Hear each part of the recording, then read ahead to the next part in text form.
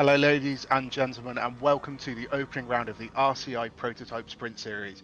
You join us at our first round in the championship, which takes place at the Silverstone circuit on the border between Northamptonshire and Buckinghamshire. We have a 1 hour race preceded by a 20-minute qualifying session in order for the drivers to set their grid positions. I'm Callum Kerwin, and I'm joined alongside with me in the comms booth by Jack Mays, and as our race director and broadcaster we have Cormac Malloy. Jack, are you looking forward to tonight's LMU series? I'm looking forward to every race all the time, but I'm definitely looking forward to this one. It's a new kind of multi-class racing for RCI and a new kind of multi-class racing for LMU, since we have the newly released P3 cars alongside of the P2s. Right now we're in P3 qualifying. That'll take up the first 10 minutes, and then we'll move on to the unrestricted ELMS spec'd LMP2s. But always a great day when it's race day. Yeah, absolutely. As I believe we are on board with Joe Dorber. We're sort of in the pre-show picking sort of who we thought would be fast in each class. Dorber we think could be up there. Richard Withall is always quick. Van der Veken in the P3s, and then we had our eyes on a couple of the people who'd be up at the top of the P2 field as well. I think Joe is just about finish his out lap. They take it quite slowly in the P3s, just getting all the tyres warm, and I think we're going to stay on board with him for his first flying lap. Jack, why don't you take us through it? Absolutely. Obviously, we're not at the GP layout, so turn 1 is Cops instead of Abbey. Obviously, these, I guarantee they're not up to full temperature on these tires just yet, but it'll still give you a good representative idea how these cars feel. Entering into the Maggots and Beckett's complex is full commitment in these P3 cars. Extremely, extremely easy to spin it on the exit of Maggots, and now we're going into Beckett's and Chapel on that exit. Get on the power as early as you dare. Yep, you see that sort of second prep lap is still very much necessary in these P3s, and honestly can take up to 4 laps if the temperature isn't there for full temp. But now into Stowe, another heavy commitment corner. You do not want to touch that exit curb at all. LMU's track limits will ping you every single time if you even think about it. Into Vale now. This is one of the slower sections on the circuit, but extremely critical. Get that exit perfect, that power planted out onto Club, onto the Lewis Hamilton straight. And here's where would be normally turn 1 for the GP layout. Into Abbey. Big commitment. It's all a commitment circuit in these prototypes. You just got to trust that the downforce there. You got to trust your grip levels. You got to trust your setup. Into Village now, going a bit deep. I've done that probably about 100 times around these cars. Very easy to do. Might be seeing that here and there. Through the loop into turn number, well, I was going to say turn 5, but it's obviously not turn 5. It's Aintree Corner onto the Wellington straight. This straight certainly doesn't feel as long as in some other type of disciplined cars, but Brooklyn's an interesting corner in these cars. It's more about lining up Luffield and Woodcott coming up next than it is about maximizing mid corner through there. Here we are on to the final corner here for the national circuit layout, and down past the pit lane. That's a 1:58.6. I can guarantee times are going to drop at least possibly 4 seconds from that. But, you know, a decent banker / second prep lap from Joe Dauber there. Yeah, as he gets a bit twitchy coming through Maggots and Beckett's, we cut over to, I believe that's Van der Veken, another one of our LMP3 participants in this race. Obviously, as Jack explained, we've got 2 classes, unrestricted LMP2s in full ELMS spec, and Van der Veken, who's currently on pole. However, don't take too much from those times. As Jack said, we are going through the warming phase. They've got 5 minutes left to set their fastest time possible before the LMP2s are allowed out onto the circuit, and these guys will have to box. But yeah, don't take too much from the times at the moment. He is currently over nearly a second and a half up Jack on this lap so far. So this is going to look like it's jumping more towards those 144s, maybe even into the high 143s that we thought would be possible today from the LMP3s as he comes out onto the Wellington straight. It's a tricky final sector this with hard left and then that never ending right of Luffield, but he'll have to hang on as he understeers through. He takes it quite cleanly though, not running too much curb. Oh, he gets a big snap through the middle of the corner. It's such a hard corner to get right, Jack, isn't it? That final corner, and obviously just trying to get as much out this lap. He might still go a bit faster due to the tyres being a bit better, but no, he's down on his previous... oh no, he does go a little bit quicker, but it's still only a low 54, probably on for a 53 instead though, isn't he?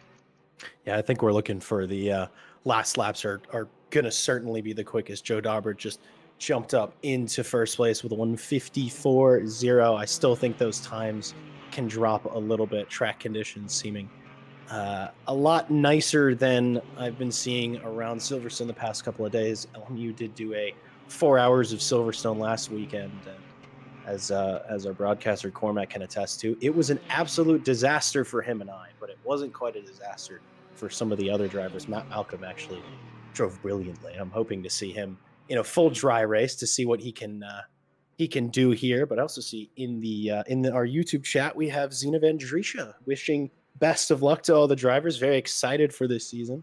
But Milan van der Weyken they are pals, and he's wishing in a special amount of luck to him. So a lot of drivers seem to be excited for this season, but as the nature with Wednesday championships is that sort of middle of the week, it's a lot tougher for a lot of our drivers to make way for the season to be able to drive. Maybe we'll see a couple of one-off appearances as the season goes on, but reasonable turnout so far. And speaking of it being Wednesdays, one thing I want to note, hopefully we actually haven't seen it as of yet, but there's been a little bit of random flashes here and there on the broadcast. Still working a couple of kinks out on this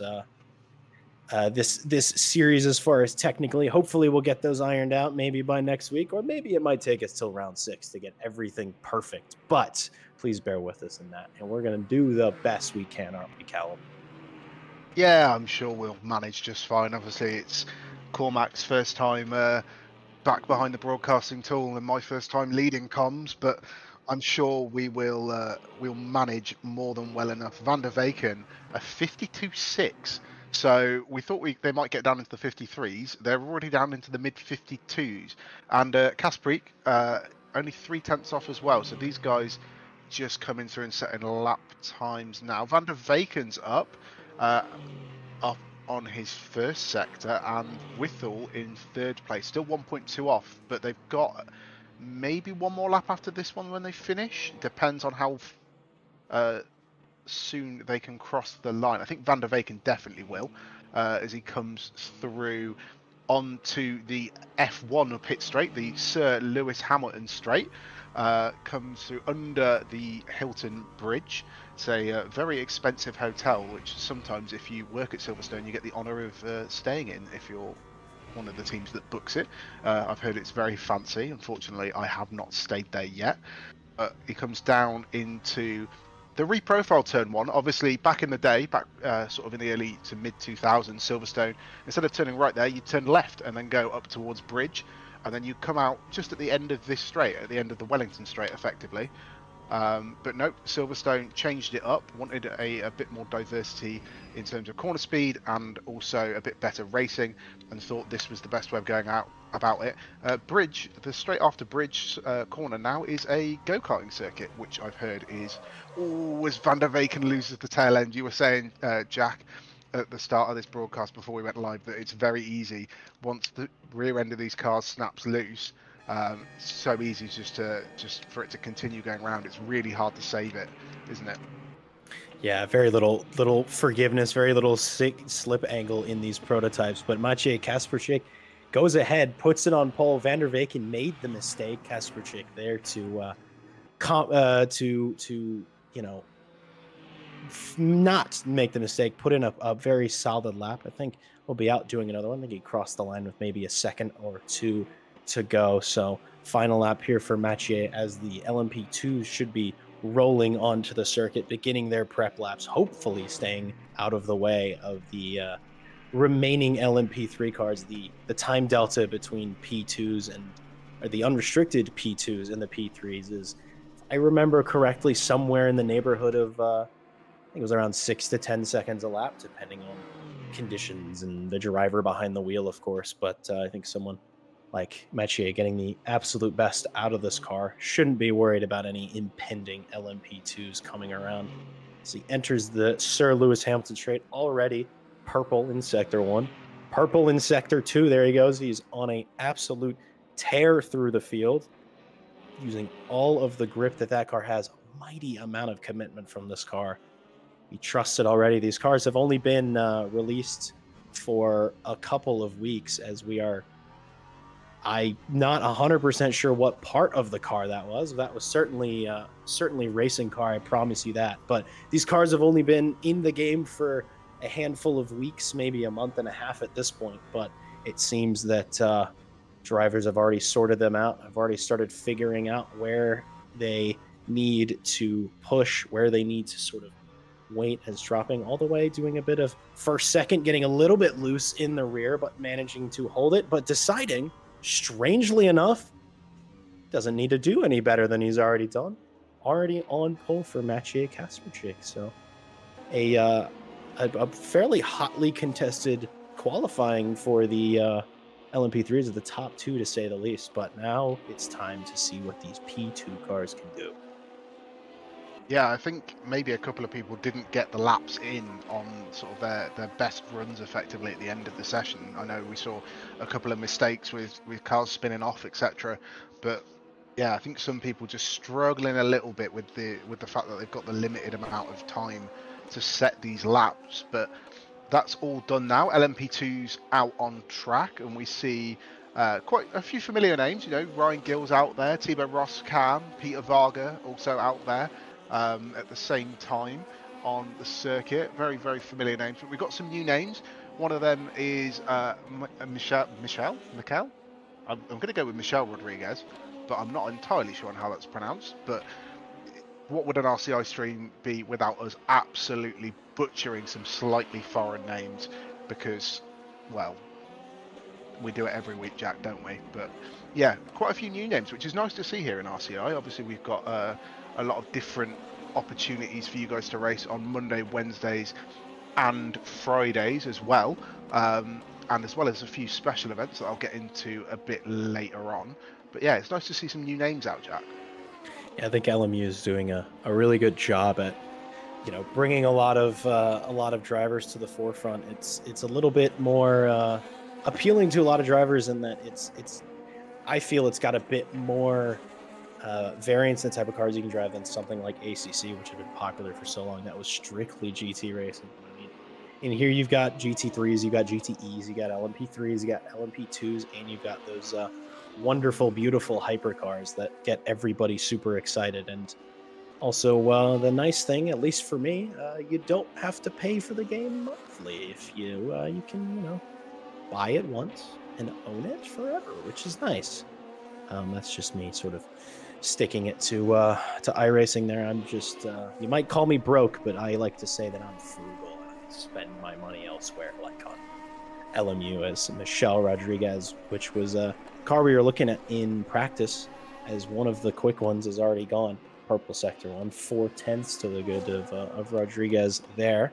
But these unrestricted cars have a terrible amount of pace, and terrible being the good kind of terrible. These things are super quick. I've speculated with some guys that I have driven with on this game. We would like to see the unrestricted P2s and like the Aston Martin Valkyrie. We think in some circuits they might have just about the exact same amount of pace and might have some weird sort of racy moments between the two of them. But who knows? Maybe there'll be some wacky event in the future with P2s and Valkyries. But that obviously is in the future, and now we are on board for the rest. The final 5 minutes of qualifying here around the Silverstone circuit. Yeah, well, they're currently about 8 seconds up on the P3s. I know we said we sort of expected 6 to 7, but these guys are going to be going faster and faster as we see. Rodriguez is already about 6/10 up on his 7/10 nearly up on his previous best, and crosses the line to set a 43.7. So we'll have to see if any of the regulars or the newcomers can to anything close to that. He's currently a second clear of the rest of the field, but these guys, like we said, similar with the LMP3s, the tyres will still be warming up. They'll still be taking their time to sort of get their eye in and set the quickest lap possible. Second place is, I believe, Jack, another new name in Jordan Navarro. I haven't seen him out in an RCI event before. However, I haven't commentated too much over the past 6 months, so might have appeared here and there in some one-offs, but these guys all signed up for the full Wednesday championship so far as we cut through Stowe and then down towards, I believe it's Abbey and Club, if I remember my Silverstone corners correctly. I don't have a track map, unlike Jack, because I should know this circuit, being from the UK and being involved in motorsports. But coming through sort of the middle of the lap there, a little bit of a wiggle from the front end as he comes down the main straight on the F1 loop. But so far, I'm not seeing anyone set any similar sort of paces to Rodriguez. We quite a bit of a field spread as well. 4 seconds between the sort of fastest and slowest guys to set laps at the moment, and Peter Varga hasn't jumped out of an LMP3 and into an LMP2. We have 2 Vargas on track, so maybe some Varga on Varga multi-class violence might be in order for us today. Eh? That's a brave thing to wish on a couple of drivers, but it wouldn't be a multi-class event with some amount of shenanigans. I can certainly say that one of the constants in the 4 hours of Silverstone, it wasn't just P2s and P3s. There's also GT3s in the mix, and in those P3 cars in the wet, it is extraordinarily difficult to manage that traffic. I think it'll be a little bit easier with not too many cars on circuit, but the closing speeds of the P2s versus the P3s, especially through the high speed like Maggots and Beckett's and through Abbey Farm Village is mighty, and drivers are going to need to keep their eyes forward, eyes in their mirrors, and hopefully stay out of each other's way there. But I see another message from the lovely Zeno Van Driesch. It was apparently Michelle Rodriguez is a car that they've raced against each other a bit. And Zeno's looking to see what they might be able to do in a P2 car, because apparently they're mighty quick in a hyper car as well. And, they're not too terribly different. I mean, you don't have a hybrid system to deal with. And these cars are certainly a lot lighter than those hyper cars are. But clearly Rodriguez has the pace. But another car that has the pace is Jamie Van Effring, who did a purple Sector 1, lost a bit of time in Sector 2, but we'll see how the final bit of Sector 3 goes, sort of racing the car through as quickly as possible. The turn-in on that looking much better than how those LMP3s look through there, but full power now as we reach the National Pit Straight. The final corner there actually does end up going with a 44.3. That may be the quickest of them all. We shall see. To get those popped up, not quite. Rodriguez still with that 44.7, or sorry, 43.7, excuse me. But a yet again P3s and P2s pretty tight with the top two, and it seems like a lot of these drivers still getting to grips with these cars, and especially getting to grip with this circuit. This was a brand new addition with the LMP3 cars. They also brought this circuit to LMU, and it has been a wonderful addition. I would say one of the more famous circuits out there, one with infinite history of great races. And as with all circuits, as Thibaut Roskam gets a little bit out of shape, maybe takes a little bit too much of that inside curve through Woodcott there, but all historical circuits, famous circuits for great racing. I always think that maybe a little bit of magic will come to these sim racers today, and we'll get some high quality moments. But good news for Roskam. He has, let's see if he's able to cross the line. Actually, he certainly was able to cross the line just in time. A little bit of spin, didn't hurt too bad. Still has time for one flying lap. This will be our final lap of the qualifying session, Alan. Yeah, I think it's showing in this qualifying session just how easy it is to make a mistake in these cars, especially when these guys are on sort of full push. But might see some more mistakes in the race coming through. Roskam's 5 tenths up. I will say though, don't worry about the split so far between pole and P9 at the moment. We do generally see this where people's race paces are a lot closer to each other than their qualifying paces. It's quite a common thing in RCI where you'll have a couple of people that will qualify 6 tenths quicker than everyone else, like Rodriguez and Van Effring have done. But the race pace of these guys is quite similar, and hopefully it'll bring them back into line, and we should see a bit more of a closely fought battle for the sort of podium positions, especially surrounding the sort of 2nd to 4th, 5th slot. Is usually quite a close battle. It'll be interesting to see if these guys bunch up into little groups like sometimes we see in like the Monday series. I know me and you commentate on that quite a lot, and we see little groups evolving together. But Thibaut Roskam will be our final car to cross the line. He's half a second up in Sector 1, but over a second down in Sector 2. So hopefully he'll manage to find an improvement in the 3rd sector. He's still going around, so one can only assume that he has found a little bit of pace in that final sector. We'll see if he completes the lap as he comes across the line. any improvement for Thibaut Roskam? Will he be able to jump up any spots? Does improve, but doesn't jump up any higher than P7 in the LMP2 standings as he comes to a stop. I think, Jack, I'll let you read our qualifying results when they come up on screen. I think we'll have the top 10 listed.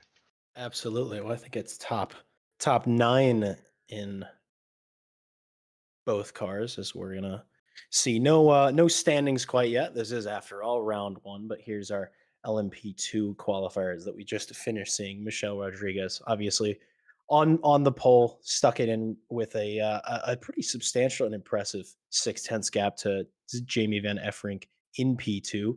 Jordan Navarro in P3 and Flo Scub. I think those two, based if their qualifying pace is anything to go by, I think there's going to be a good fight between the two of them. Freddie Merrily in P5, certainly not far off the pace of that those third and fourth cars. George Barr, P6, and some more cars, as I think the the UI just kind of took a bit of a moment there.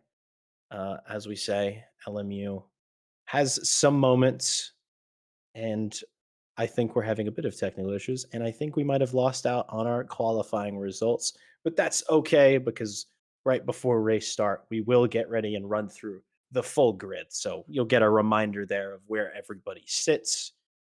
But that will be in a short moment. But beforehand, Callum, how are you? How are you feeling? How are you? What do you hope to see today? What are you excited about? I'm good. I'm hoping for some sort of tight battles at the front of the two respective classes. I'm not hoping on some Varga violence. I'm hoping the P2s manage to keep it clean. P3s stay nice and predictable. With the faster traffic, I think we're about to get our starting order up on the screen shortly. But yeah, I think it should be an interesting thing. It's obviously the first race of the series, but to run through quickly, we've got Michelle Rodriguez on pole and Jamie Van Efferink on the second spot. Second row of the grid is Jordan Navarro, followed by Flo Scub. Third row is Freddie Merrily, and then George Barr lines up in P6. P7 is Thibaut Roskam and Ryan Gill, two very well-known people here at RCI. See them in a lot of our many different series. Row 5, Peter Varga in P9 and Matej Kasperik in P10. P11 is Van der Vaken in the LMP3. Joe Dorber lines up in P12. P13, Richard Whittle, followed by Louis Curtin in P14.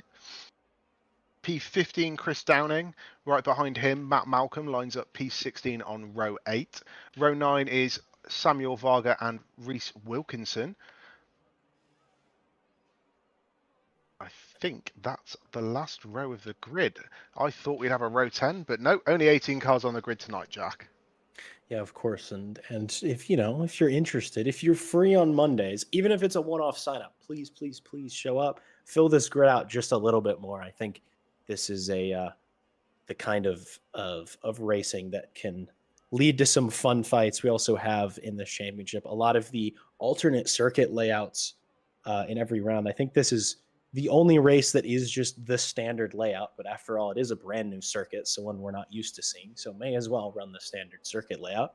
Also, don't even know if there is an alternate layout that is out yet, but please come on, join us, even if it's just for one race here and there. It'll be fun.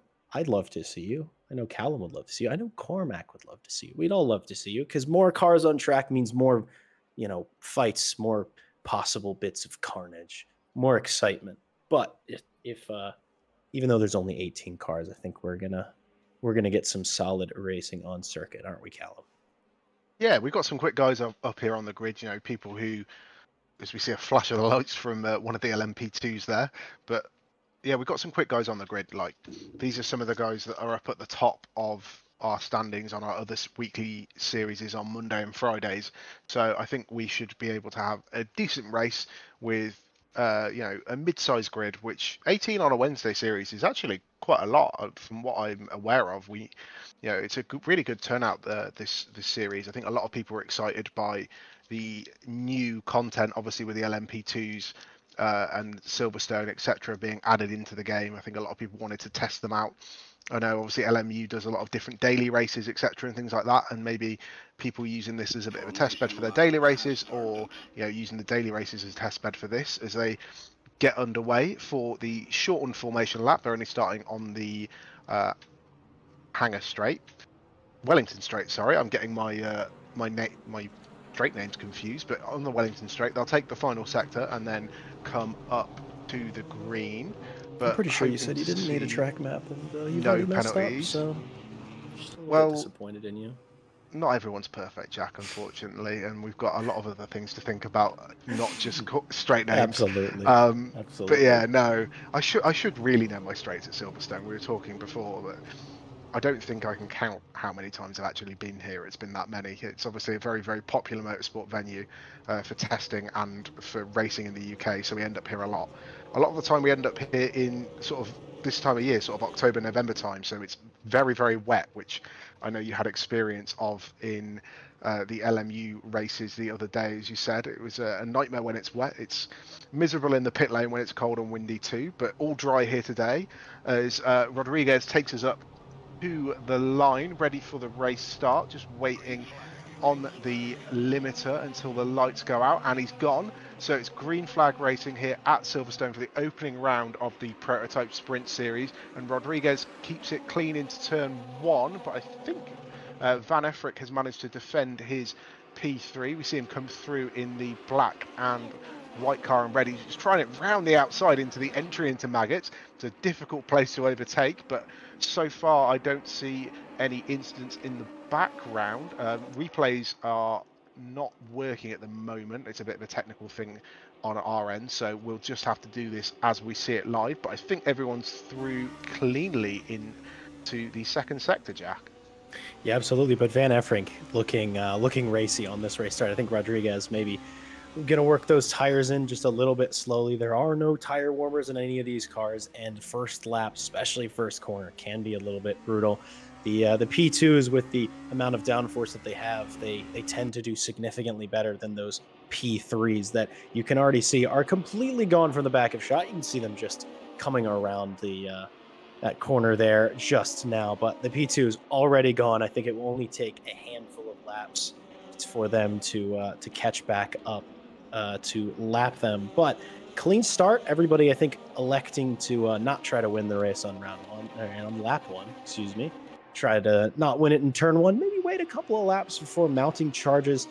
The slipstream in these cars, similar to what I've gotten used to seeing in a lot of these races, not as strong as I think, but that doesn't discourage Navarro going for the move, going a bit deep, but the track comes back to their inside, taking it through the final corner now through Woodcott, and seems to have that move done. I don't think that Van Effrink was expecting that. I certainly wasn't expecting that. I was queued up to talk more about how these racers are taking it easy, but Navarro clearly did not get that memo from me.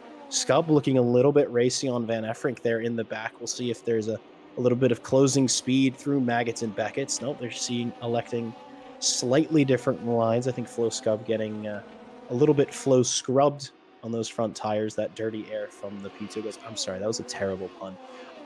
The cars do scrub a little bit when chasing each other, but see now coming into the braking zone for Stowe corner.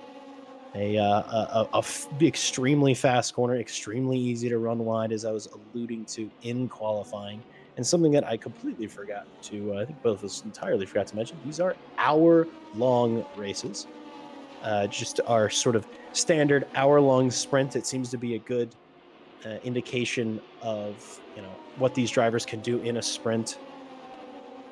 And we're going to drop back now to the LMP3 wheel. This is Maciej Kasperczyk, who started in the second row and is managing to stay in the second row. And the toe, excuse me, I'm just tripping all over myself. The toe in the P3 cars, unlike in the P2s, is very strong. Not quite the strongest around this circuit than maybe others, but it is powerful. If you can stay behind your rival and get onto a straight, as we are about to do here, you might see that closing speed. And I think, Callum, we might be seeing a move about to be made here. Yeah, it's quite a common space at Silverstone to sort of lunge it down the inside of this left-hander here. The track's really, really wide, especially at the midpoint of the corner. And then if you manage to keep it down the inside, you can sort of hold it around the outside if your rival gets a decent braking zone at the end of the straight. Big twitch there from Maciej Kasprzyk coming out of the sort of final proper corner. Woodcut's only a little kink. Coming down towards Kops, we just see him falling back a little bit from Van der Weyken. Yeah, he lost probably about sort of 4 or 5 tenths of a second there in that little twitch, but plenty of time for these guys to make it up. I'm just going to quickly take a moment while things settle down just to shout out some of the things that we've got going on at RCI. Obviously, our newly announced Track Racer Alpine Sim Racing Series. It's a unique 3-round championship featuring 2 races in each round in the Alpine A110 GT4 car. Something else worth noticing about that series is there's £20,000 worth of prizes to be won during the series, thanks to the series' partner Track Racer. Pre-qualifying is also required for the event, so if you're interested in taking part, please check out racerci.com for all the information you need about the series or any of the events. Up to the sign-ins are all on the website. As well on there, we also have our Monday series, which me and Jack also commentate on quite regularly. I think we're back together for the final round, but currently it's the Audi Academy. It's approaching its 4th round at the Red Bull Ring. As we see, oh no, that's Ryan Gill in the wall.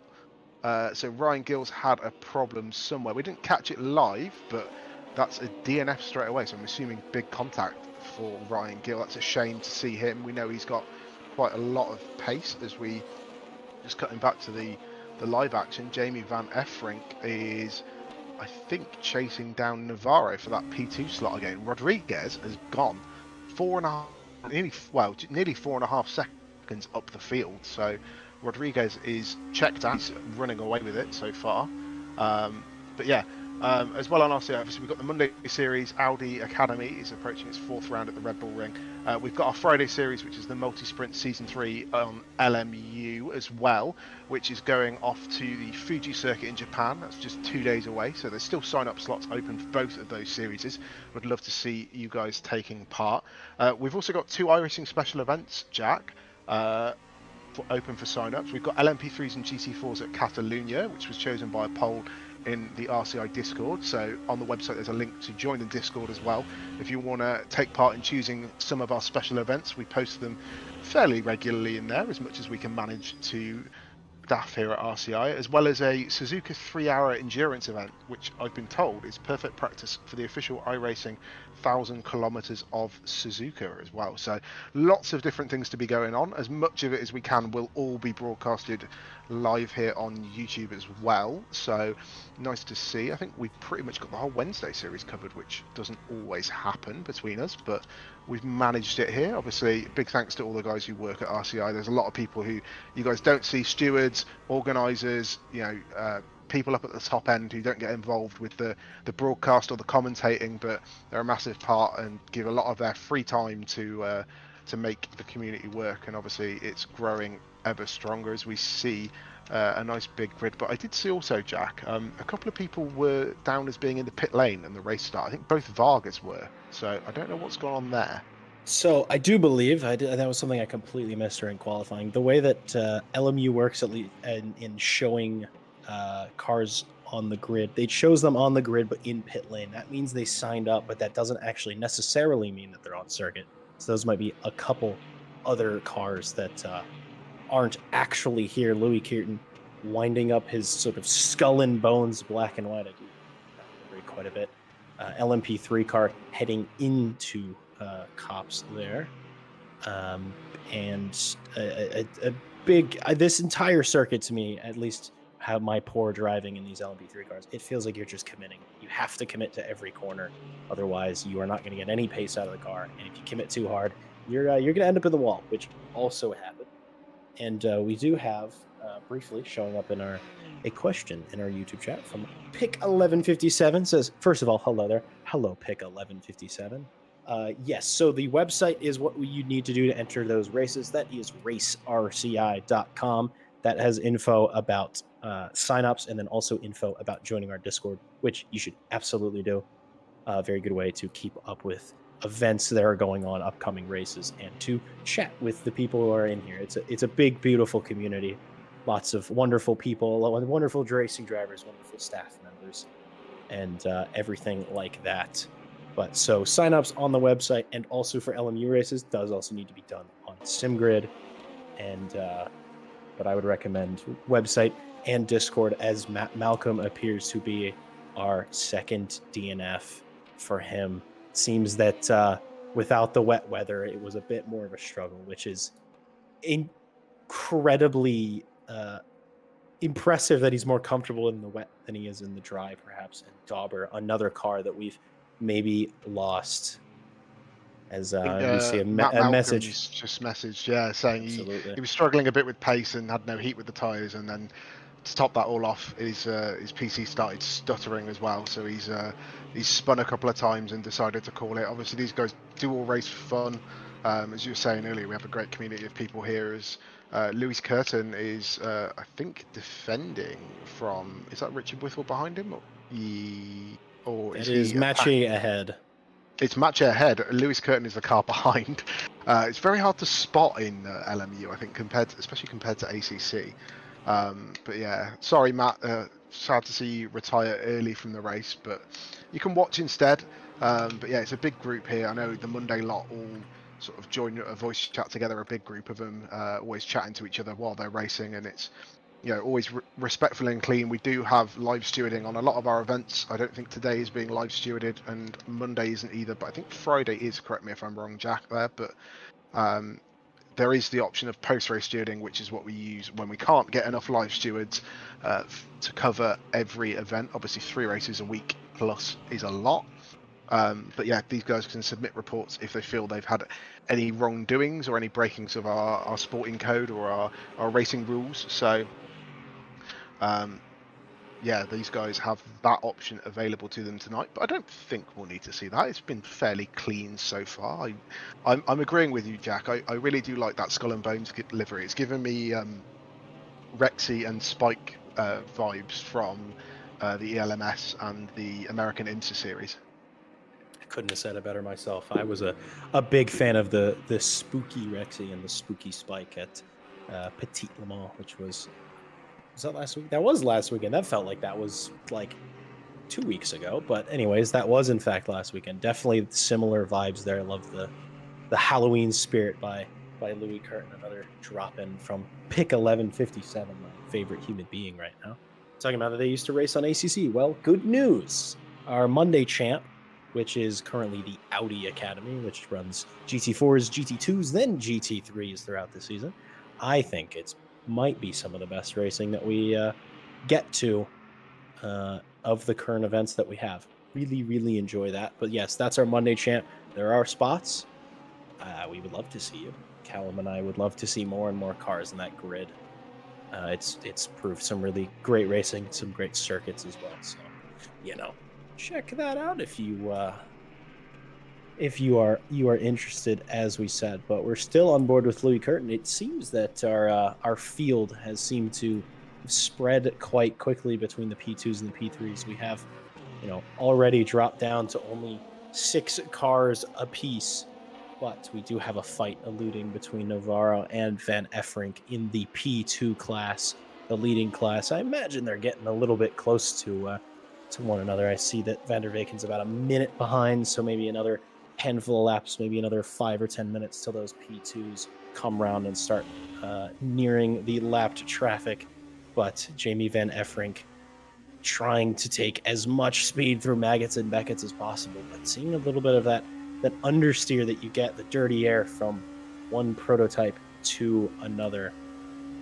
But as you can see on the speed, much, much quicker than if we were on a P2 car, maybe they'd reach 230 kilometers an hour just by a rough estimate. But these unchained, unrestricted P2 cars, they rev higher, they have more power. It's almost it's hypercar light, as I think we've had another DNF Downinger in this race. I think a lot of drivers struggling to get to grips with these cars. It's certainly the prototypes, from what my personal experience and experience of other drivers I've talked to, it can be the most fun and also the most painful car to drive in this sim. That entire lack of slip angle in the rear makes it a pretty punishing car to drive. But when the racing's good, the racing is very, very good, Callum. Yeah, Jack, do you know what could help them learn to drive these new cars? Ooh, I know where this is going. Go on. Coach Dave Delta as well. Coach Dave Delta, obviously a partner here with RCI, can help you climb sim racing ladders. They've got help from their apps, setup, coaching, and more for all different sim titles: LMU, ACC, iRacing, etc. So check them out in the link in the description as well. Just a shout to our other partners, Ready Set Sim, who help you build the sim rig that you've been dreaming of within your budget, and they have a RSS sim builder on their website in the link below as well to help it make it nice and easy for you to build a new sim rig. Green Man Gaming, who help you score big savings on PC games with new releases as well on Green Man Gaming, down in the link below. We're partnered as well with Moser Racing, who provide top quality direct drive hardware that is both affordable and top of its class, including flight sim and I believe trucking gear as well now. So check them out in descriptions. Pimax as well. They're delivering class-leading clarity and resolution with its current range of VR headsets. I believe, Jack, correct me if I'm wrong, but they're working on a 12K VR headset or something like That is that now. correct. That's I've unbelievable heard to me. whispers.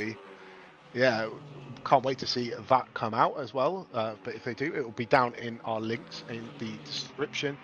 And as well, just as we're seeing this top three fight, a big shout out to Motorsport UK for having us as a selected recommended esports community.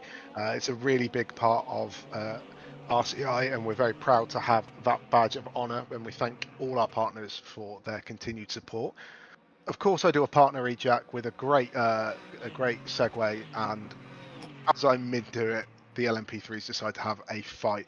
Van der Weyken has come out on top, Kasprick in second place, I believe, and Louis Curtin in third, was the timing screen say, but that might update.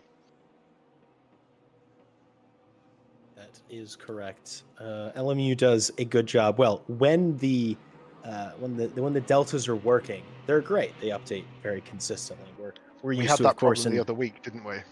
yes, it was very broken. It was very hard to know anything that was going on, but we're more used to the ACC timing system where it updates every couple of seconds and takes a little while when overtakes are done to update.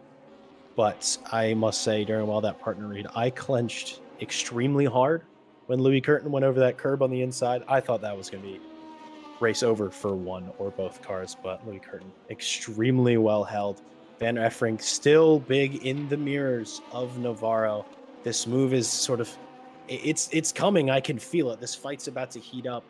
I can guarantee that Van Effring is not going to choose to try to overtake into Abbey. That's not impossible, but it would require a level of commitment that one might not be willing to go for on round one of a championship like this. But Van Effring not hanging around, taking alternate lines, maybe scrubbing a little bit wide because of the toe. But as they're coming down onto the Wellington straight towards Brooklyn, this is one of the better overtaking opportunities on this circuit. But just the way that the first half of Sector 3 went for Van Effring, it wasn't enough to get close enough to Navarro. I say that, and now he's closed immediately right back up to the back, going down towards the pit straight. But Cops is it's just way too fast of a corner to be able to dive somebody like that. The most famous of, I would assume the most famous of the attempted overtakes was between Max Verstappen and Lewis Hamilton. We all know how that went. It's a bit hard when you're in a really quick car to try to get up the inside of Cops. But who knows? Maybe one of these drivers will prove me wrong and go for it themselves, as now we're back towards that P3 fight. And it is actually P1 through P3 in the LMP3 field. Lots of threes. and lots of P's. But Maciej Kasperczyk just staying just as big in the mirrors of Rodriguez. Oh, he just has a bit of a moment there. Not sure if the rear stepped down under braking, if there was a little bit of contact with Rodriguez. Not 100% sure. But as we mentioned, replays not viable for this week. Maybe it'll come around next week. Maybe it won't. We might continue calling it as we see it, just as a that is what we're technically able to do and what is being decided by our wonderful broadcaster. And we are just getting the privilege to sort of bounce between the two classes. A similar fight, but you can see, Callum, how it sort of shapes up differently depending on the class of car, and it's a slightly different style of driving, even though they are both prototypes. I think Van Effrink might be there for the whole race. He's looking like he's sort of close enough to maybe think about making a move into some of the heavier braking zones, maybe at the ends of the straights, or if he can get a run out of Maggots and Beckett's, maybe putting a nose down the inside of Stowe potentially. You made a comment there about how you can't overtake around the outside of Abbey. A very famous, very well-known sim racer did it in real life in a Mustang in the Silverstone Classic once, which was great to see from the pit wall. But yeah, it was very much a spectacle seeing all those classic cars roaring past, and a Mustang just sending it straight around the outside of Abbey on a couple of cars, but managed to make it stick. But it's a bit more difficult in these. Obviously, the cornering speed of an LMP2 and LMP3 car is a lot greater than that of an old Mustang. But Van Effrink just going deep on the brakes, trying to show sort of the nose in the mirrors, runs out wide there. Hopefully, that's not going to be a track limit penalty. Obviously, the penalties personally for guarantee stuff that like that is. Probably is going to be, to be fair, but the penalties are all decided by the the in-game system. So we don't do anything to do with track limits or penalties such of the sort. Any penalties for contact, etc., or breaking the sporting code or the racing rules will be sorted out after the race finishes with our incident submission system, and the guys will look through that. And I'm believing Curtin has got by in that Skull and Bones Spike-esque LMP3 livery. We didn't manage to catch it quite live because we were following that LMP2 battle. But hey, Jack, we've got two battles for the lead, well, nearly the leads of both classes. So I think this is shaping up to be a pretty good race. We've still got just over half of it left to go. Yeah, I think these top fighters seeming to do battle. I truly wish that we could see how Kierton managed to, because he was actually at the back of the pack. He was the third car in the lineup, and somehow it must have been a mighty move for Kierton to clear both of those cars cleanly and sort of step out a little bit. And it sounds like that some of the issue was that Kasperczyk maybe did have that spin that was involved, but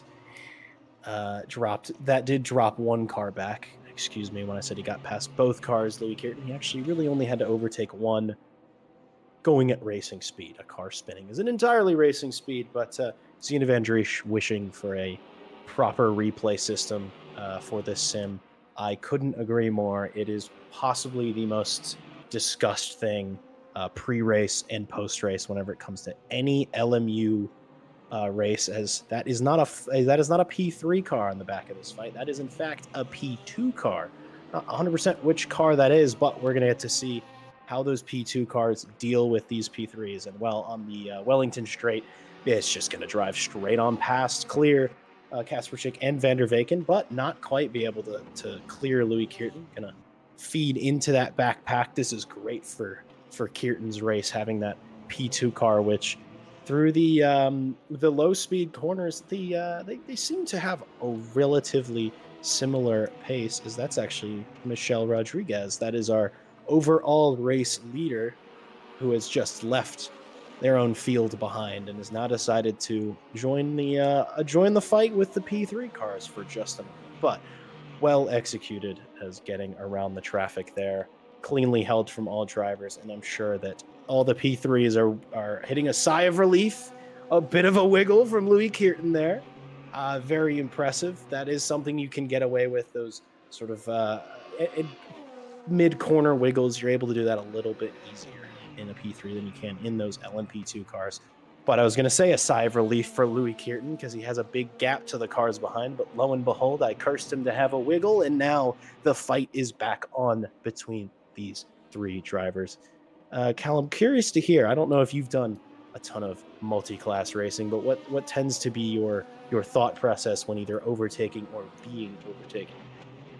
I haven't done a lot in sim. I've done a lot in real life. I do a lot of stuff with the Monoposto Championship in the UK, which runs multi-class single-seater racing for classic single-seaters, everything from Formula Fords up to what we run, which is an F308 Dallara, so a Dallara from 2008.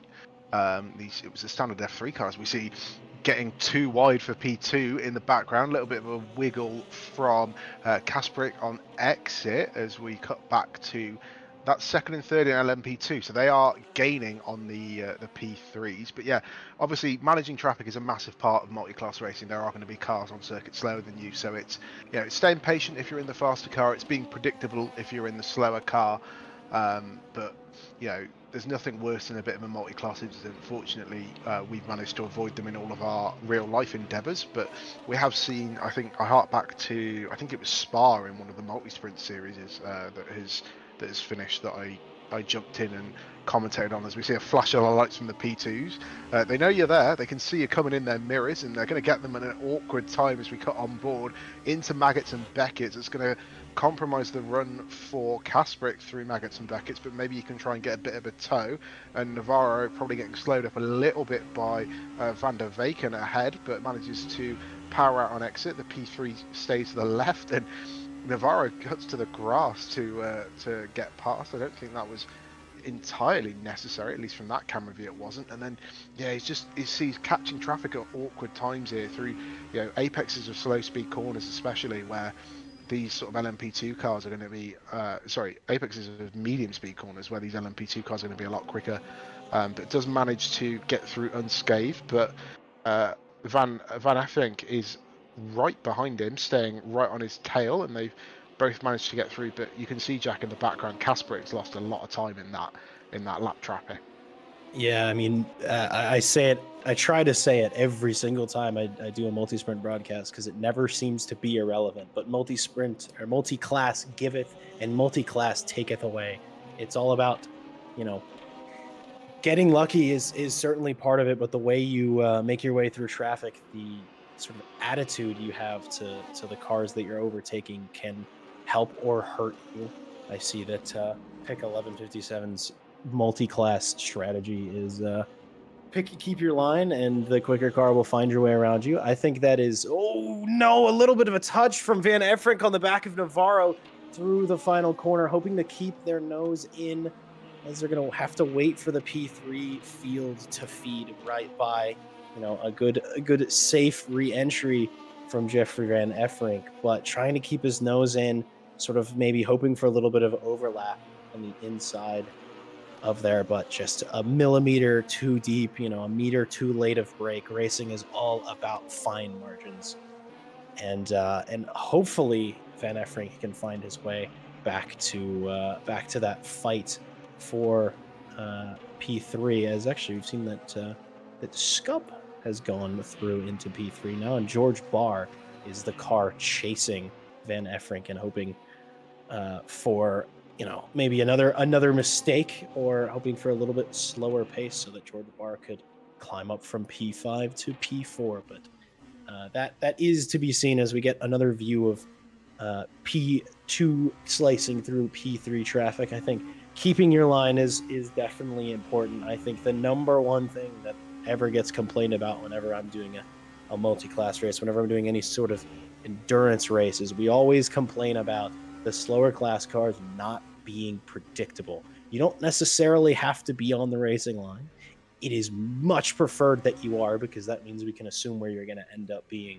But sort of trying to get out of the way of the faster class cars is never helpful. It's almost only hurtful in my experience. Obviously, there's ways that things change in a race, things change at a moment's notice, but stay predictable, folks. That is my tip, my plead from a not very fast and not very confident hypercar driver to the rest of the field that I might be racing. I do not want to hit you. I do not want to end your race. I do not want to end my race. Maybe we can work together a little bit and not die. But Flowscub definitely being happy to get that freebie there. Jesus, Flowscub's in second now. Does that mean that Scub has cleared one of our other P2 cars? Would that be immediately blanking on I think names? It was in the spin. I But think he got by Effring in the spin. Yeah, Effering's behind him. I think so, but I was under the impression that Van Effring didn't spin and that Van Effring was still moving along and that it was Navarro that spun.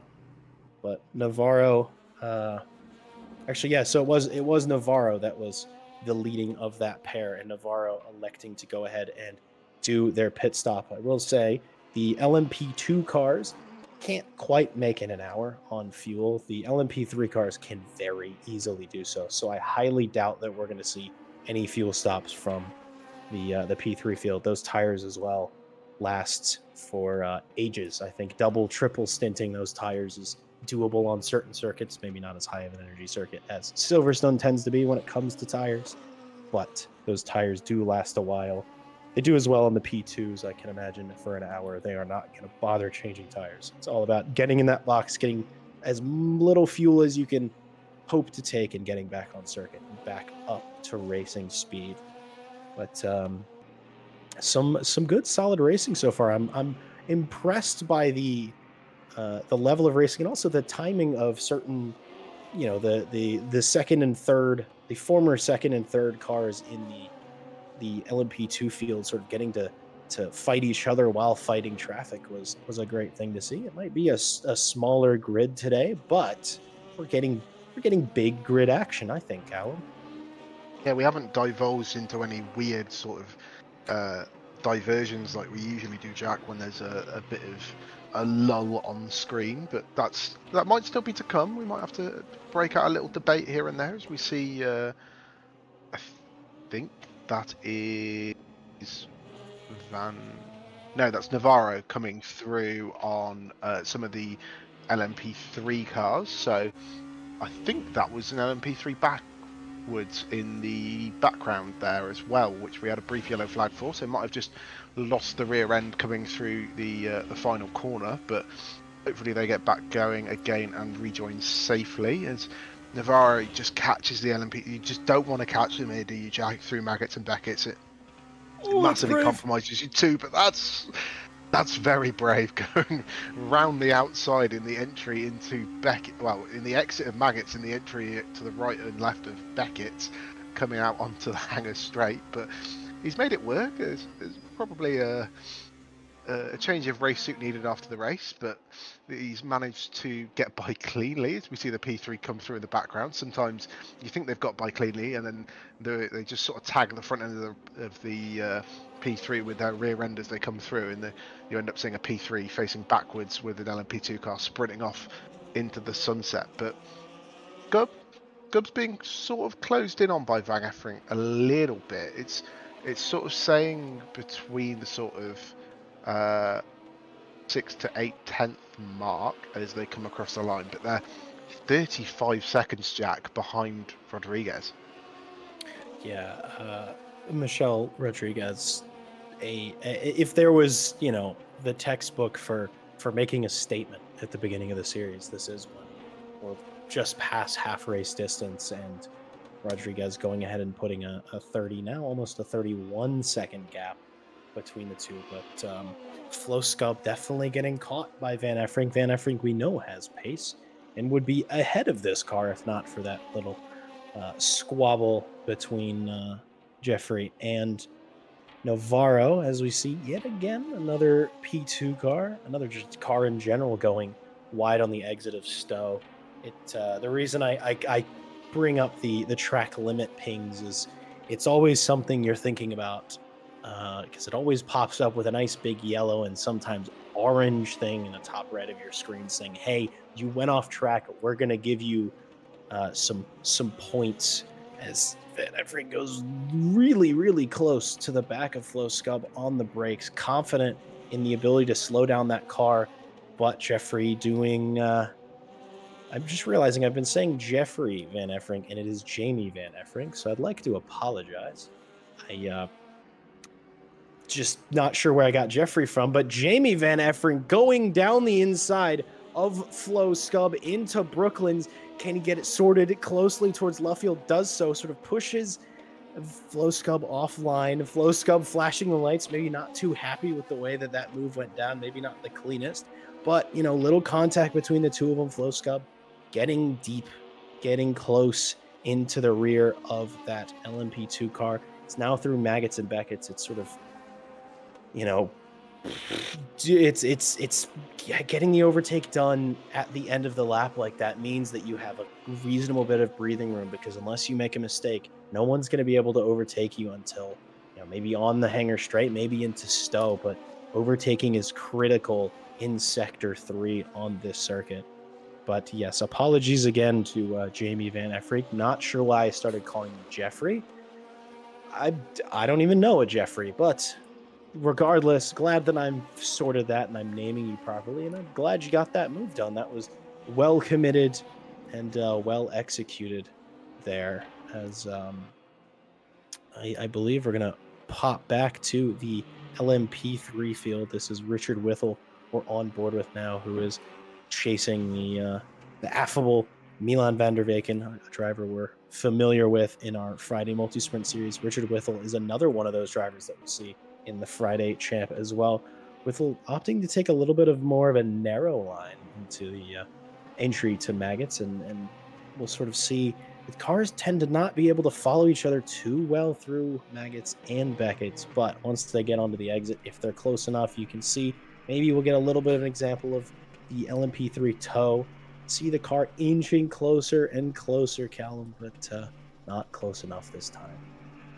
Yeah, it was. I believe it was Richard Whittle who had the LMP2 go around the outside at Maggots and Beckett. So glad to see he's escaped unscathed and sort of closed up to the back of Van der Weyken there. Obviously, I think at the minute we've only got sort of 4 cars running in the LMP3 class. Obviously, with Varga and Wilkinson not taking the start, Downing and Dorber DNFing, and Matt Malcolm struggling with sort of PC and pace issues, so deciding to call it an early day. But these guys are still managing to put on a good race. One of those sort of nearly everyone gets trophies races, but yes, managing to stay in it. You know, they've got 23 minutes left of the race, so starting to think about sort of where they'll end up towards the end of this, and maybe now's the time to start making moves if you feel like you've got a little bit more pace. As Whittle just staying behind, showing himself in the mirrors, and sort of maybe waiting for Van der Weyken to make a little bit of a mistake, which might allow him to sort of send it down the inside somewhere, as we see them come across to start yet another lap. See the gap between Van der Weyken and Kasperik, hopefully, if the tool updates, but I think it's just going to stay at 1 lap, but that might be because they've pitted Jack. I'm not entirely sure on how we see that with the PTs, but you can see Whittle closing up into the sort of Maggots-Beckett's complex, taking the alternate lines, but it all evens out through the corner, doesn't lose much, doesn't gain much either though, onto the hanger straight, and he's not close enough really to make a move at the end of this.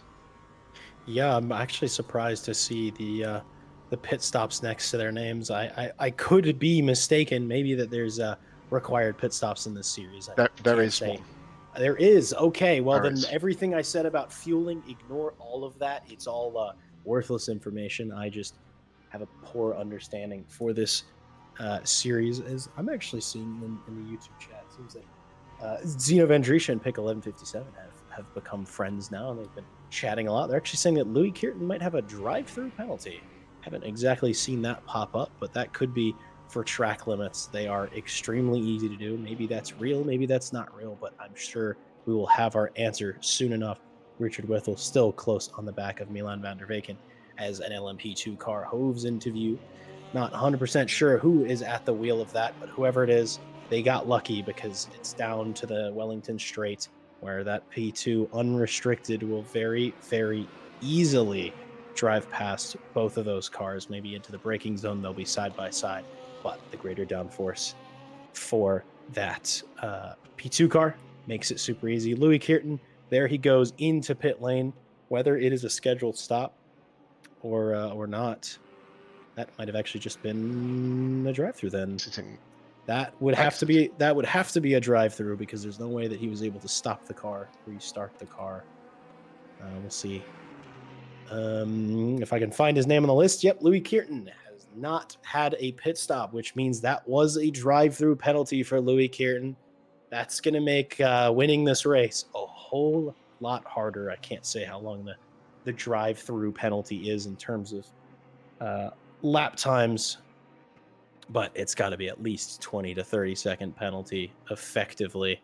And also you're going to lose temp in those tires, and tire temp is important, extremely important for these LMP3 cars.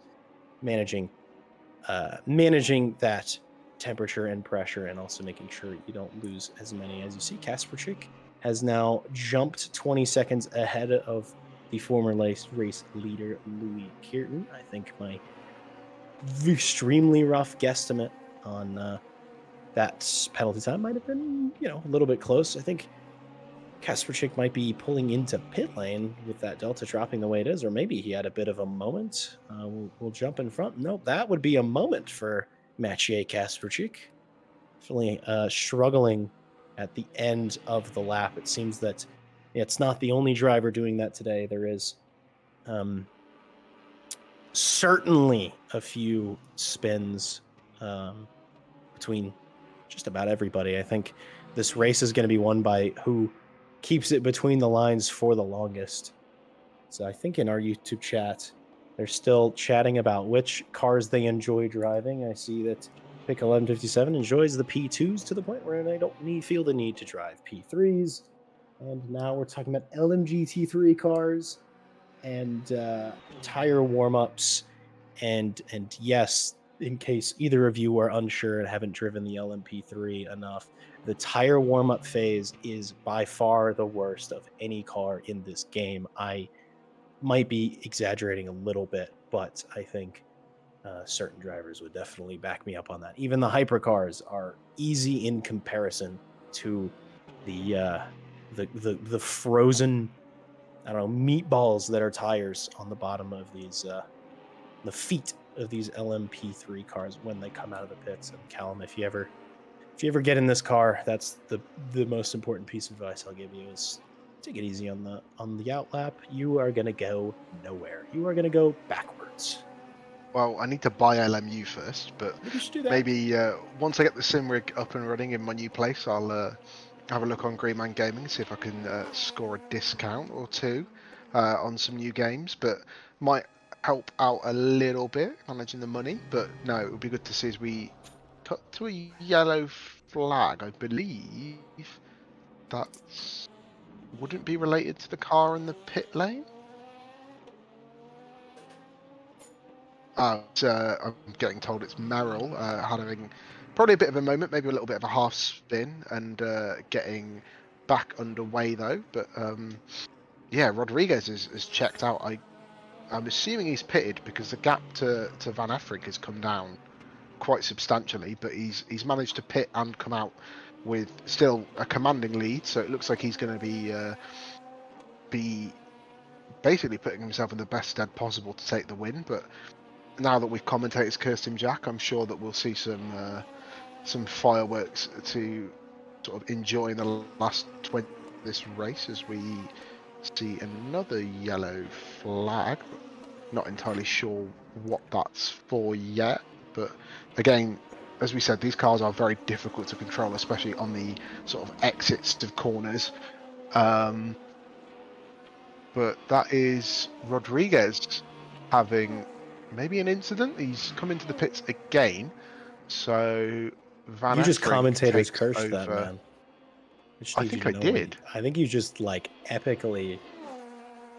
Either he had an incident before and hadn't pitted yet, or he's had an incident just and is pitting to fix damage. But Van Effrik takes over. Yeah, Rodriguez is pitting, so that must have been him having an incident before that lost him that time. So Rodriguez still looks to be in control of this race, but not with as much of a gap as he had before, Jack. I'm trying to work it out. It's very confusing. It's always confusing. Racing's always confusing. We have a really hard job in the box. I just want everybody to know how hard we have to work. All right, it's not that hard. Super being dramatic. But it is a little, it can be a bit difficult to sometimes with the amount that we have, the amount of energy we have to put into just pronouncing these drivers' names for our small squirrel-like brains. Incorrectly pronouncing these drivers' names. Yes, incorrectly. Yeah, we have to put a lot of thought into just saying them, getting them out of our mouths incorrectly. Imagine how difficult it would be if we actually, said them well. As we are on board with our... my every stream plea for new drivers to give us a voice recording of how they want their name said, just so we can make sure we mess it up properly. Yeah, I think if you think you have a difficult name, I don't know, maybe we need to get someone who has control over Discord thing to make a nice chat for us that just is driver name pronunciations, and then everybody as they feel needs to just drop it in there, and then we go find them. I think that would be great. And if you think you don't have a difficult name, remember you are being commed over by a Brit and an American. Yes. So even if you think your name sounds perfectly normal, we will probably still mess it up. I know, Jack, it took you quite a while to get my last name sorted, and that's, well, to me it's not complicated, but to some people I've seen it spelled all different ways, and then we have people like Kasperik, who I'm still pronouncing wrong. Kasperik? I've been saying Kasperchik. I've been told that that's Kevin Boss has correct. Kevin Boss has told us what he thinks, and he knows quite a lot about European-sounding names. Being from the Netherlands, I believe. Correct. Germany? He's Dutchman. I think he's Dutch, yeah. But he's been telling us about different names. I remember we did a series where we broadcast the Nordschleife, and Kevin was, I think, racing or comming or broadcasting, and I was commentating. And after we finished, he ripped into me for mispronouncing every single corner on the Nordschleife pretty much wrong. I thought I did a great job. I just used the pronunciations I'd heard on other live streams, and tried to use as many corner names as possible to sound as impressive as possible. And Kevin shut me straight back down, sent me back down to earth, and told me that I'd in fact pronounced them wrong, and every German he knew probably would laugh at me for the way I pronounced all of the names on the Nordschleife. But there's a lot of corners on the Nordschleife, yes, and they have some very funky names. It's a large circuit. It is. It is a big. Just in case anybody's unfamiliar, it's pretty big.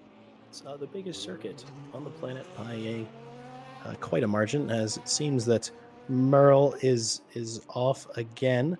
That's Maggots and Beckett's there. I'm actually surprised that that's the first one we've seen. That corner can be a big struggle. But maybe I see sparks flying off the bottom of that car. Maybe that car is running a little bit too low. That's something we learned, especially in the rain. Raise your ride height. If you're running too low in the rain, you're going to spin every 6 seconds. But, Freddie Merle there doing their best to keep it going around. And I think it's worth saying that the drivers who may still be struggling, there's only a handful of them in each class, and they're going to get good championship points regardless of, there's only a top 6 maybe in the LMP3 class. I could be miscounting, but something around that line. But certainly a good points haul for just about everyone here. And Flo Scub actually still retains the race lead.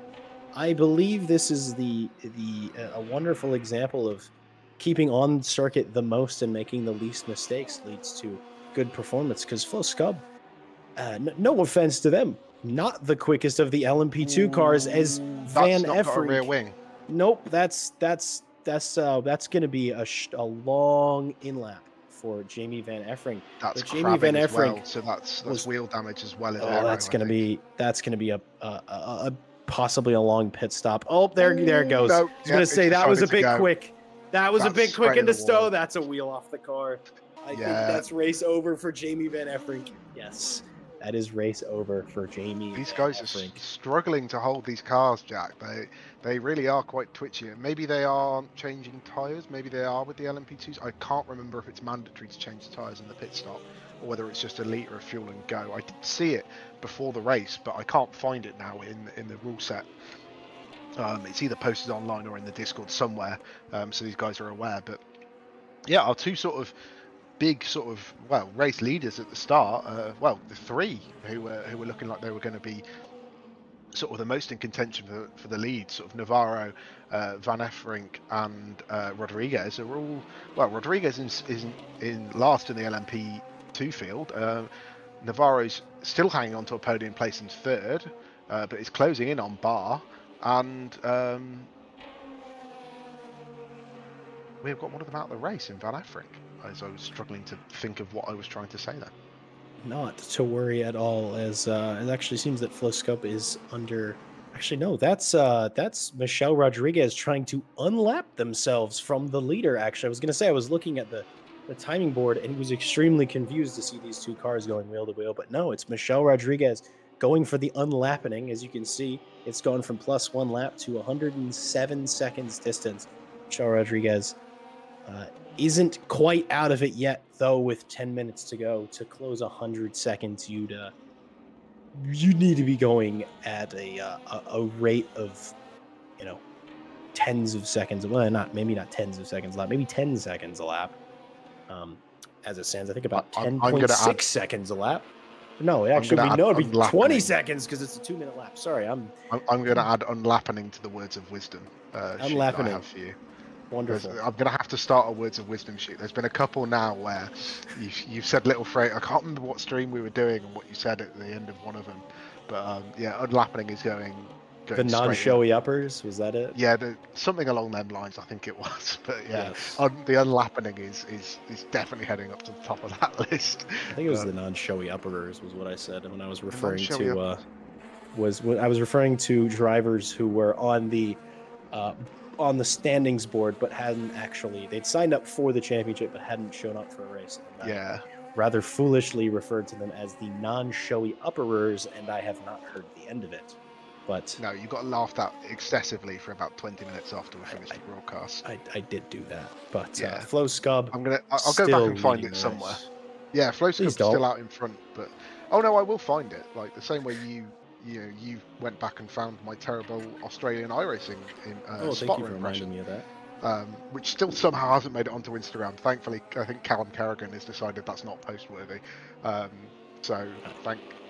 It might still creep on there. I was going to say I have unfortunate news for you. It's is it lined up? He's working through a backlog of previous events, so we haven't gotten. Every time I've seen it on a post on Instagram, I've been waiting for that event to come up. But obviously, we are on the socials. I think we're trying to persuade Kerrigan to take us onto TikTok as well, but we are sort of most active on Instagram. We post sort of little highlight clips and also notifications of new series and race events and live streams. So go on there and drop us a follow if you want to keep track on sort of what's coming up and what's going on if you're not already in the Discord. And if you're on the Discord, do it as well, because it's handy to have it pop up on your Instagram feed, as well as you can go back and watch most, if not every race we've streamed live on YouTube. We upload them as videos straight after the race, so you can go back and find all of our wonderful mispronunciations and commentary mistakes and little mishaps and technical difficulties on there, and see if you can find any more, and we'll create a sheet of all of the different little funny commentary mishaps that we've made over the years. But no, it's great to have, and we've got a good backlog of races if you fancy just going and watching a series just to put on in the background, or just to enjoy and relive. Maybe you were part of it and wanted to see what the broadcast looked like, and what it was like for the other drivers out on the track. But yeah, they're all up on YouTube under RCI TV, so go over there and give us a subscribe and a like and a follow on all of those different social media platforms. Absolutely. Flo Scub still out and out. I remember not too long ago, maybe 20 minutes ago, about a bit less than that, we were talking about... We counted Flo Scub out. Well, maybe not Flo Scub was out, but it was they didn't have the pace of the front runners for sure. I mean, no one had the We pace definitely of didn't Michelle think that Flo Rodriguez. Scub would be leading, Well, I mean, with keep 6 it minutes to between go. the lines, keep it out of the wall, keep it from spinning, and that seems to be what Flo Scub has done. And 6.5-ish minutes remaining, and Scub's got this just about sewn up. I mean, George Barr is in P2. There is a 20-second gap, but another gap that would be truly, truly, truly impressive to see somebody be able to close down in the closing stages of this race. Only a handful of laps to go, but for a lighter field race, I mean, we started with probably only 16 cars. I think there was maybe only 15 because there were ones on the timing screens that weren't actually here today. Hopefully they show up for another round. But I believe we've had um in each class, we've had maybe 3 to 4 different leaders in each class during this race. I mean, Michelle Rodriguez started off in front. I think Navarro maybe had briefly been leading the race. Flo Scub is now in first. In the LMP3 category, we had Louis Kirton leading for a while. Mathieu Kastrczyk is now in the lead. And who started the lead, Callum, if you remember? Please remind me. Oh, you're testing my memory, and I have a million other things that I've been thinking about, including ticking off the little bits on my notes of what to say, but I can't remember off the top of my head. Well, it was somebody, and whoever it was, Someone. they deserve mention, and I'm sure. Well done for whoever qualified on pole. Well done, yes, well done for however put it on the poll. You did great, and we didn't forget you. We just forgot your name, which is a bit of a theme throughout this, as Cormac is furiously pulling up all of the little bits and bobs to help us remember what happened. But still don't remember. I'm gonna be fully transparent here. Well, it must be one of the people. It must be one of the people who's out. I So it think must be you're Downing or right. Dauber, because everyone else has gained positions in the But I LMP3 know it wasn't Downing or Dauber that class. started on pole. I don't know. Maybe it was Van der Weken? Was it Milan van der Weken? I feel like it might have been Milan van der Weken. Yeah, but Van der Weken's gained. Oh no, but he's Everybody's gained gained positions because LMPs. Correct. It would have been Van der Weken because there's 2 LMPs that have DNF'd. Mr. And Pick he's the one 1157, you've been here for a while. Do you remember who was leading at the beginning of the race in the LMP3 field? Very glad to have you here as we have a. This is highlighting back to when we had to ask the YouTube chat for the gaps because they had it working. Because Oh yes, that was great. But we don't I need to can't do remember who that it this was. week. No, we don't, because it works now. Thank you, Le Mans Ultimate, for slightly fixing your replay tool. T-Bar Roskans around in I think he's lost a place there to Rodriguez, who's come by, but dropped down to 6th place overall. But yeah, just still struggling. Maybe these guys. I think I did see in one of the chats that some people are only changing certain tires, for example, like the front left. So I think maybe some people struggling with tyre grip, and that would make sense because it looked like he span out on the left-hand bit of the Maggotts Beckett's chicane. So that would be right side tyres most loaded, front right most loaded through that bit of the corner. So might be one of those instances where he wished he changed both fronts or all round. But obviously, the more you change, the more time you lose in the pits. And I hark back to the Monday series where we saw a race decided. I believe it was Zandvoort, wasn't it, Jack? Where it was decided on. I think it was Nico Kumpu missing his pit marks. It was Zandvoort in the Audi Academy, but it was also Indianapolis in the Sylvia series. Pit lane seeming to be a struggle for many drivers, and strategy being the decider for many a race. Even, these shorter sprint races. Strategy is everything in an endurance race. Once you get past 2 hours of a race, a 6 hour, an 8 hour, or even a 4 hour, it's something that's always on the mind of drivers. Should I be fuel saving? Should I be working these tires in a bit slower? Should I be lifting and coasting? Should I be pushing? What do we do? Is it going to rain? it's a lot of information for these drivers, and the fact that all of them can manage to be so quick and so consistent while doing that is mighty impressive. I'm nowhere near that level. See Flo Scub taking that inside curb, that made me clench a bit, because in the wet, if you touched that curb, you spun. And seeing him do that, I just had a brief flashback there. So, but I do see from Pick 1157 that he believes that it was Milan van der Weyken as well who put it on pole. So I guess I was kind of half right, even though I wasn't confident at all. So yeah, we've had 4 leaders in the LMP3 field and 3 different leaders in the LMP2 field.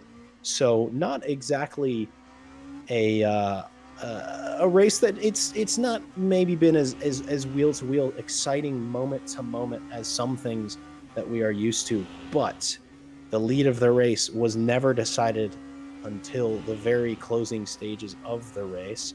I believe this could be the final lap for Flo Scub. I'm not 100% sure how long it takes for that P2 car to get through Sector 3, but 30 seconds left on the clock. I think this might be our last lap, Mr. Callum Gerwin.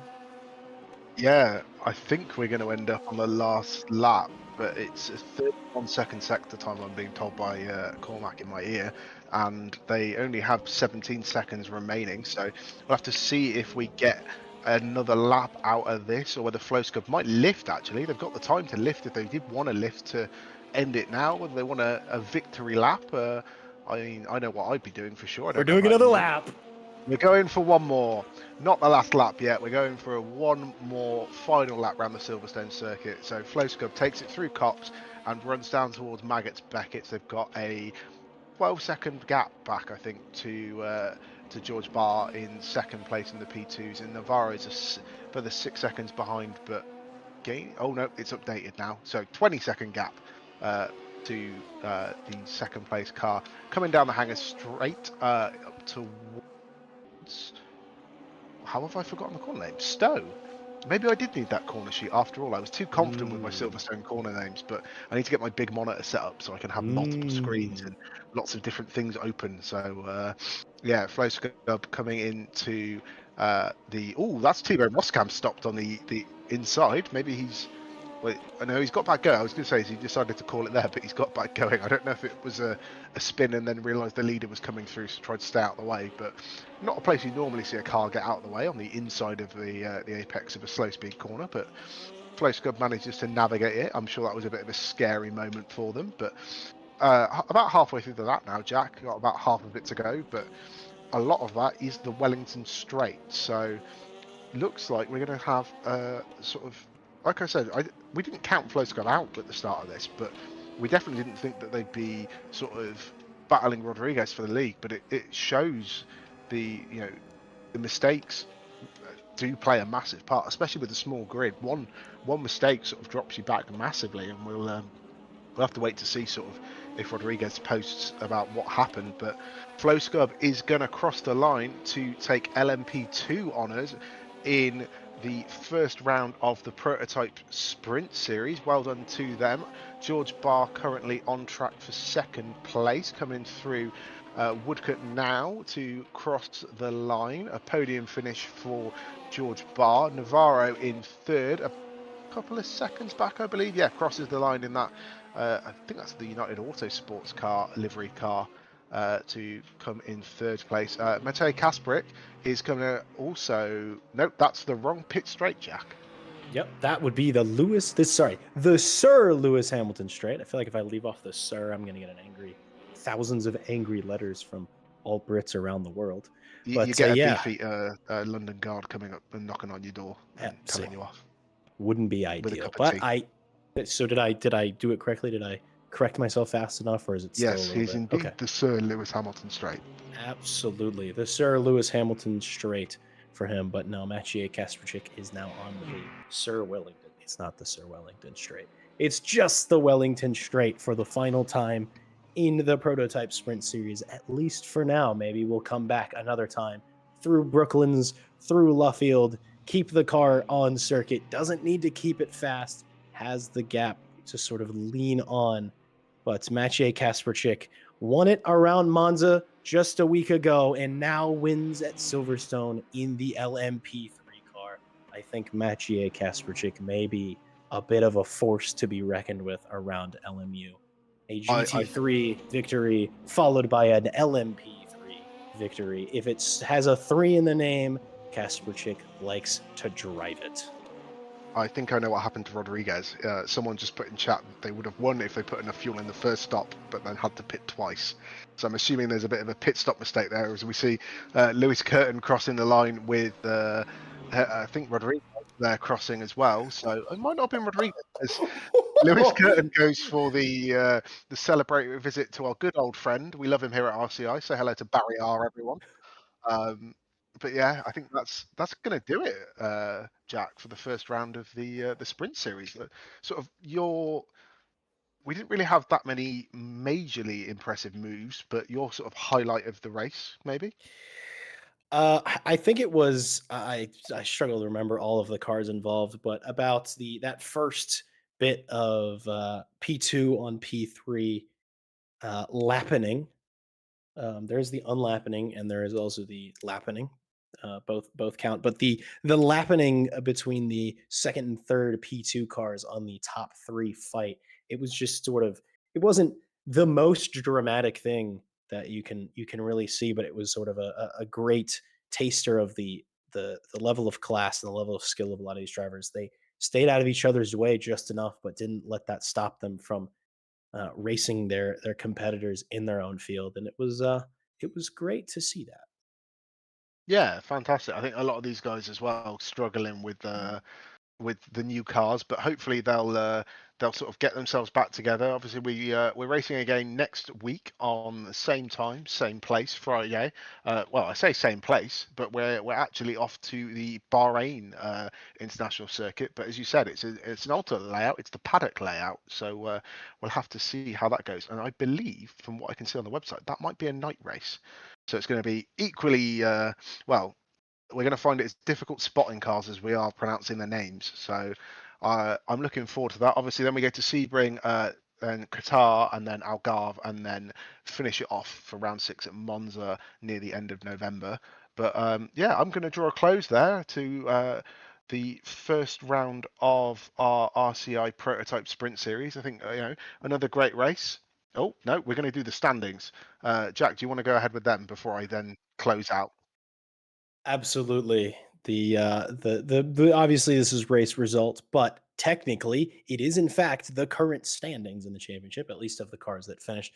Flo Scub putting in an unflappable performance, just kind of keeping it between the lines, not making any mistakes, doing the pit stop correctly, and ending up in first place in that top step in that top class. George Barr, another driver that maybe wasn't on it didn't have it as absolute pace, but no mistakes. So a glorious P2 for George Barr. Jordan Navarro was another driver, I believe, who had maybe a spin on the back of maybe it was Michelle Rodriguez somewhere in the race. Actually, I think it might have been another driver that ended up not finishing, whose name I am forgetting.